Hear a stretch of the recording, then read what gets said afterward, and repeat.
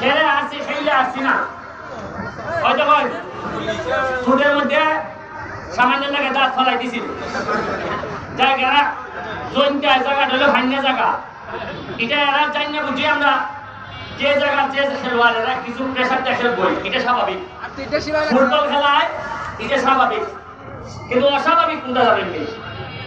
আপনার ওটা যদি রহমত না থাকে আপনি জিততে না এর রহমত থাকতো আমি এমপিবার হরই ব্যারিস্টার সুমন ফুটবল একাডেমির 2-3 জন এরা জিম্মা উঠছে এরা মনে করছে আরে এমপি আর কি যাবে 2 লাখ আমরা নাম হইতাম না আমার একাডেমির 2 প্লেয়ার জীবনে যেটা আমি চিন্তা করছি না